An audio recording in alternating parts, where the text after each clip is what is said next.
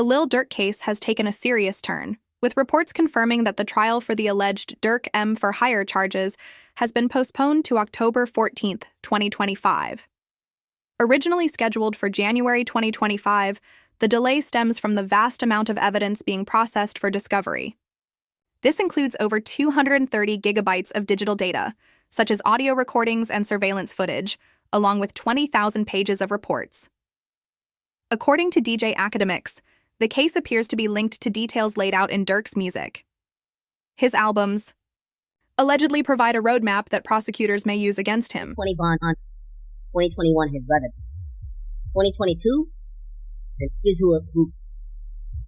brother, they get clapped.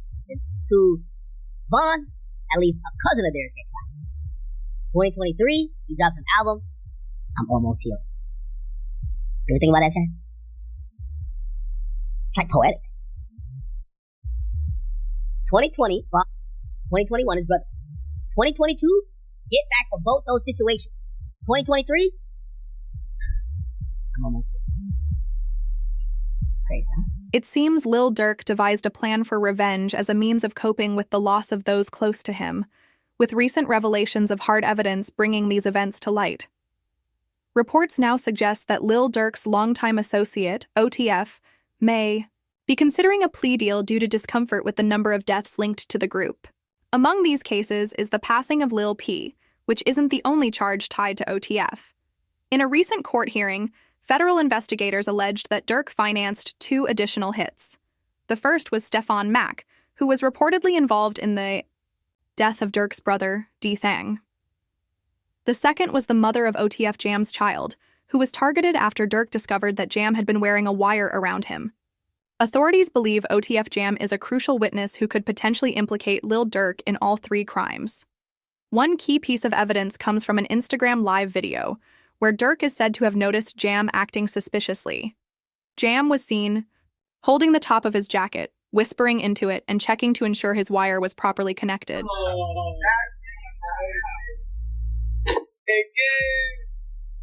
I ain't gonna lie. That's my whole dream thing. I ain't gonna lie. Feeling like back in the day. Oh, fuck. Oh, dang. Look like that. Oh, look, he took that. He took that. He did it, check on your man. No, he's got it. Yeah.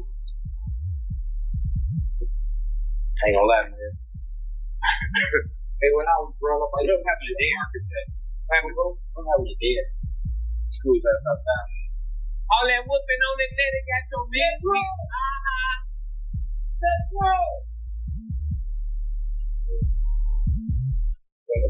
Prosecutors have expanded their investigation into other cases linked to Lil Durk. Recently, it was revealed that he is connected to a newly unsealed file regarding a Chicago incident, where he is alleged to have been involved in the death of Stefan Mack. Authorities believe Mack was targeted as an act of revenge for the death of Durk's brother, D Thang, on January 27, 2022. While no formal charges have been filed, Durk has been named in the newly unsealed court documents. Prosecutors also highlighted an Instagram story posted in memory of D Thang, alongside another where Durk is seen laughing, which they suggest may hold significance in the ongoing investigation. What? Tweaking my phone. Right. Hey, somebody always said slap the car. Yeah. Somebody always said slap the car. What's better? Look on that over there. What he said that? He said, bro, like a cheese, bro. Like cheese, yo, stupid. It's real water.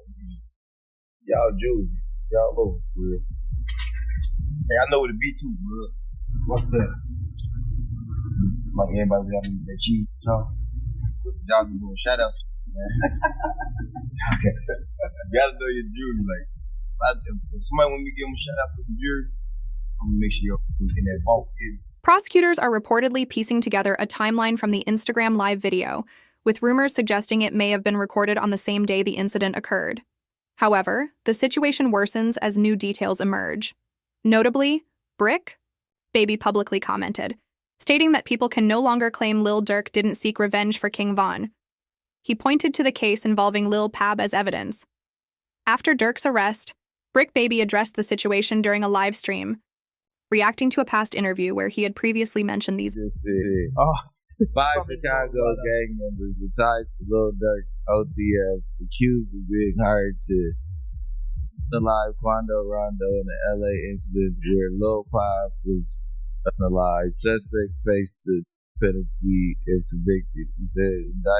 He said indictment alleged that flights and rental cars were paid with credit cards linked to OTF. But was this an attempted hit? Well, I You was can't thinking say that. that. Then they put you. What? Oh yeah, because wait no, like he died. You can't say that. Oh, because of FBG Cash. Oh, who? Federal charges in California. Nah, because Lil Pab. So this is about the. Oh, what's that? But I'm just saying, they just say you can't say that no more. As the feds began investigating Lil Durk, one of the first pieces of evidence they uncovered was footage of King Von jewelry shopping alongside two suspects involved in the OTF case, identified as Dede and Boogie. Over there. Boss, you good? My boy. They got real in here, man. You just tested the money, man. All right. With the investigation intensifying, it seems likely that revenge for King Von may also have been a motive, further implicating Lil Durk as his world continues to crumble.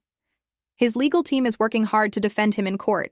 In a move reminiscent of the YSL trial strategy, Lil Durk's producer stepped forward to address allegations regarding the song Wonderful Wayne and Jackie Boy.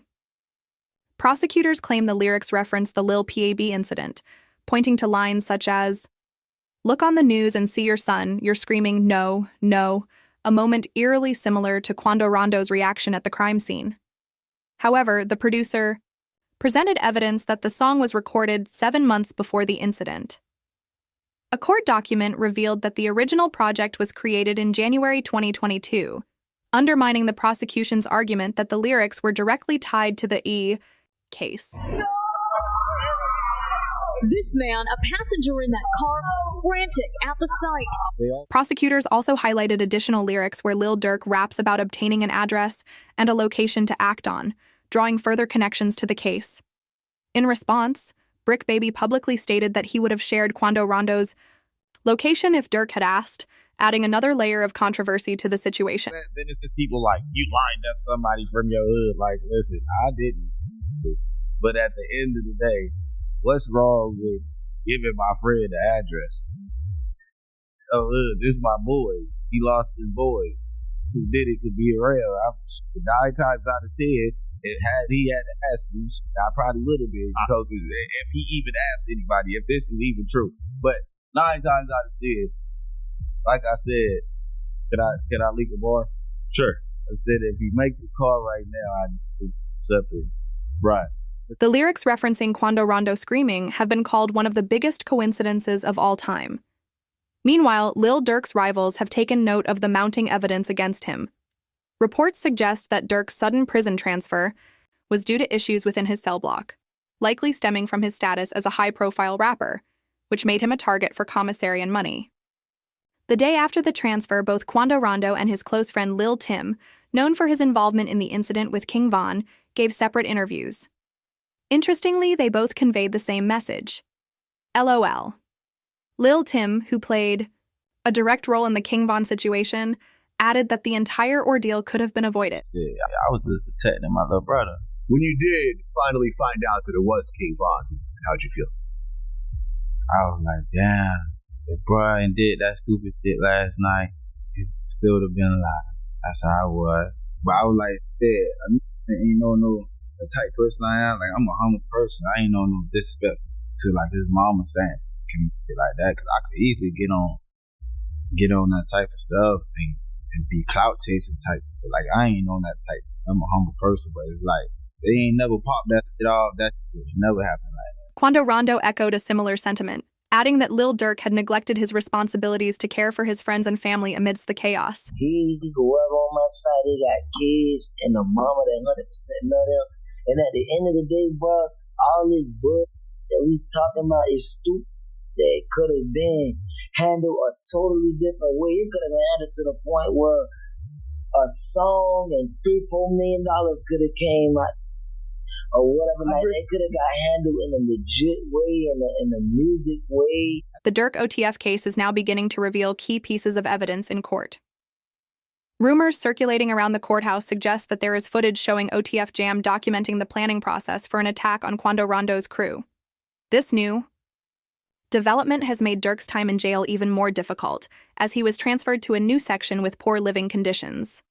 However, things aren't all bleak for Durk. Reports surfaced that OTF Vonnie, a co-defendant, may have been cooperating with authorities. It was revealed that Durk discovered Vonnie had requested protective custody when they appeared in court together this week, which caught the attention of Durk's close friend Bezu. Bezu reacted to the news on Instagram Live, adding fuel to the ongoing drama. For real.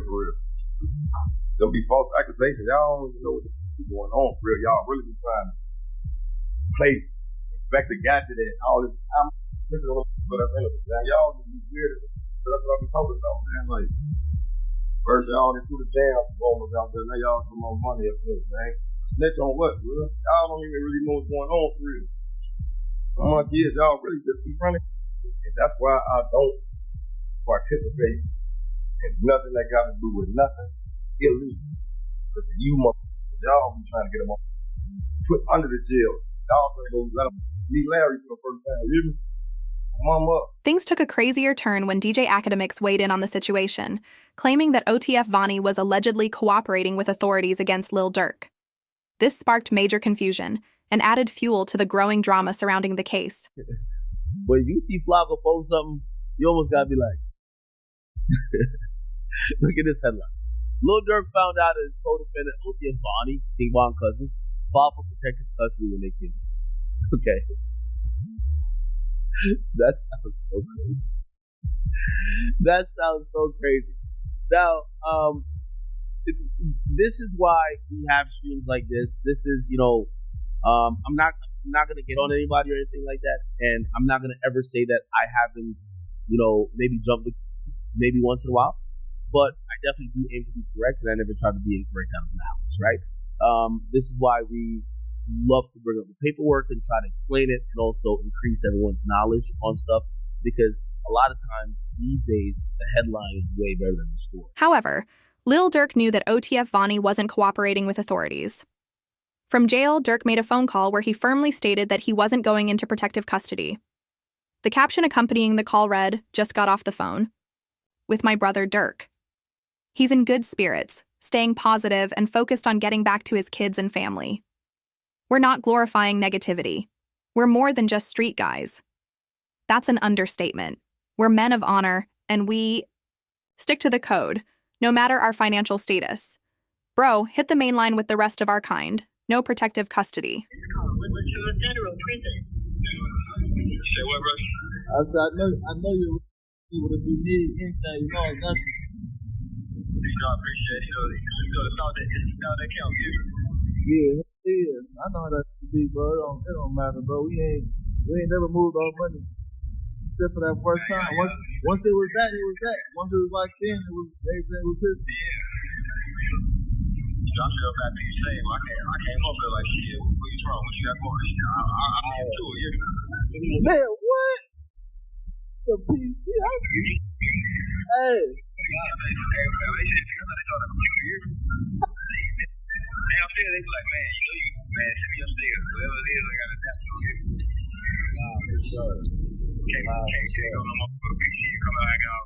DJ Academics soon reacted by revealing the truth behind the situation. While Durk's phone call was seen as a risky move, it was something he felt compelled to do in order to support OTF Vonnie.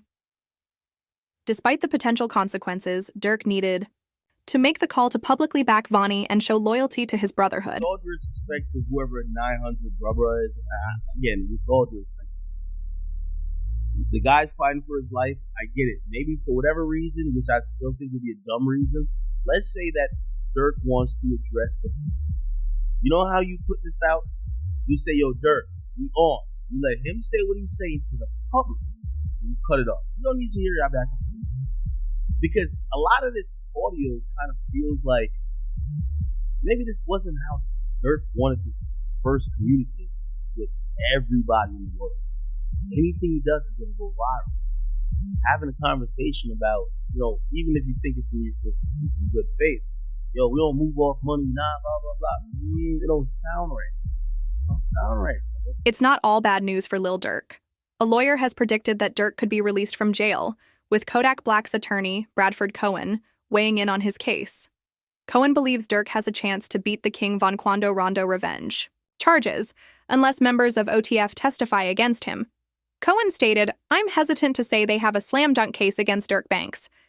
I think they still have a long way to go to prove the conspiracy against him." When it comes to Durk Banks, so far I've seen one text that says, "Don't have them associate my name with any kind of flights that they're taking."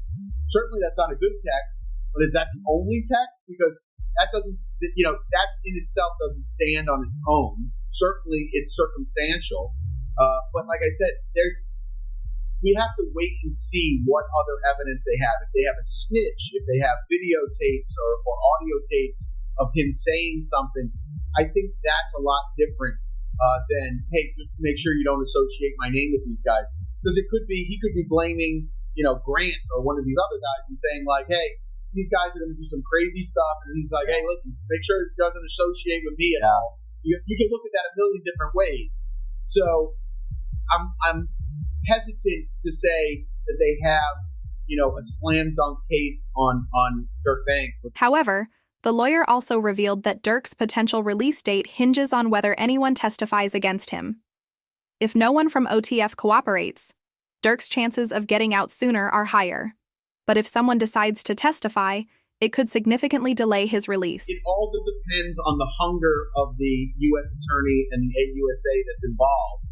And if they want this individual badly enough, they'll make very attractive deals for these individuals.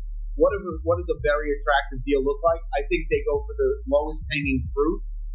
Whoever, didn't actually die, maybe someone that was involved that didn't actually, or someone that, but it didn't hit, they're going to have forensics. Yeah. So they'll take whoever is the least culpable, and I think that they'll approach him and make a deal with him that'll be the most attractive. And if that guy doesn't make a deal, they'll move on to the next guy. So usually that's what happens, right? You go for the lowest hanging fruit first, the guy that you think will flip, the guy that didn't really have that much involvement. And I think what also is interesting with the indictment is it wasn't just money. They're like, oh, it could have been money or it could have been career advancement.